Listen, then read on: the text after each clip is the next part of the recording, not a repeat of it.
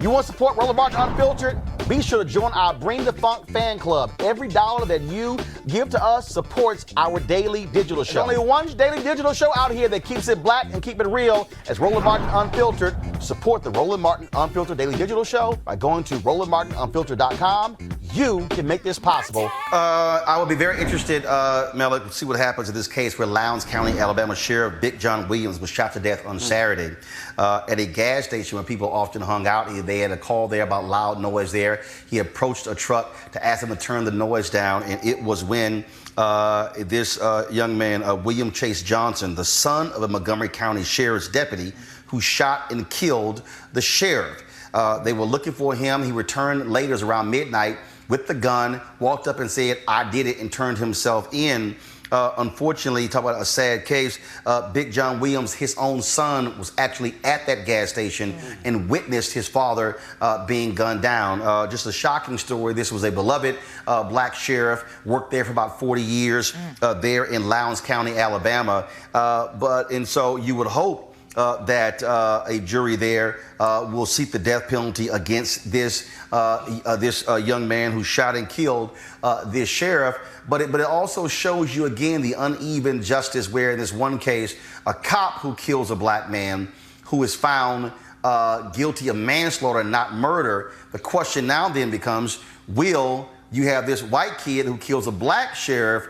Then what will likely be the charge and what will likely be the decision, the verdict as well? Malik, your thoughts? Yeah, I have little doubt that the white guy who killed the sheriff down there in Alabama will be convicted, and he probably will get the death penalty. I just don't have any doubt about that at all. If you think about what we're talking about here, it's really, violence against police officers, and it really doesn't matter whether you are a white police officer or a black police officer.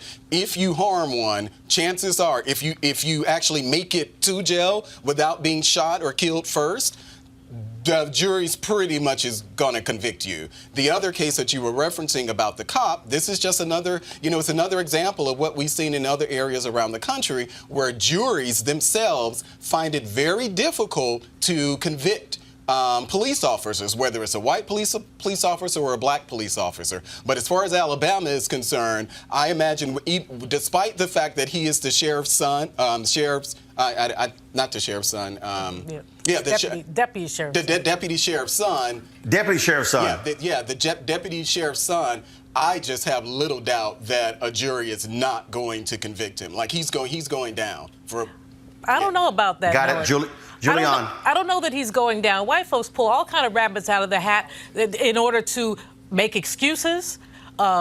Maybe he was crazy. Anytime someone, mental incapacity, something like that. I mean, he should be thrown up under the jail because violence against a police officer is often seen as a greater form of violence. But I'm not sure. And I want to know, actually, why does his daddy still have a job? Because if that was his father, he learned how to hate black people from his father. He learned how to do it in his home. Now, to the other case with the white police officer being found guilty, what I think about that, Roland, is that happens so rarely. It happens so rarely. I'm not going to see it. Kelly says it causes her to have hope. It doesn't cause me to have hope. It's like a black swan. It so happens so infrequently that while it's correct, it's not. I don't see it as a trend. I'm just trying to be optimistic. Well, I'm just trying to be realistic. I know. I'm usually realistic, but I'm just like, it's how. Well, we have to take hope wherever we can, but we also have to be realistic whenever we can. I agree. And as Malik said, this is the state of Alabama. This is the state of Alabama, y'all. So, Jeff Sessions country. Roll Tide. Oh, all right. Gotcha. First of all, we talking about murder here, so we ain't talking about no football game right now. All right, folks, back to our Roland Martin Unfiltered video in just one moment. All right, folks, it's the holiday season. This is when you think about spending time with the family and friends. This is also when you count your blessings and support those less fortunate. This year, be a holiday hero and change someone's life forever. Right now, hundreds of thousands of Americans are sitting in jail without being convicted of a crime. Why? Because they lack the financial resources to pay their bail. Now think about it. If you are arrested for any minor offense, you will be taken directly to jail. If you don't have bail money, you will stay there until a court date is scheduled. That could be days, weeks, or even months. Simply put, America's bail system is broken for people of color. Freedom, folks, should be free. That's why the Ebony Foundation has partnered with the Bail Project and is sponsoring the Home by the Holiday campaign. The Bail Project has helped bail out thousands of people over the years. And with your help, we plan to bail out 1,000 people by New Year's Day. How's that for a holiday gift? A donation from you today can change someone's life tomorrow. Did you know people of color represent upwards of 90% of the jail population across the country? Without bail, nearly 90% of those charged with misdemeanors plead guilty. However, with paid bail, less than 2% receive a jail sentence. Folks, sometimes justice needs just us to fight to join the fight.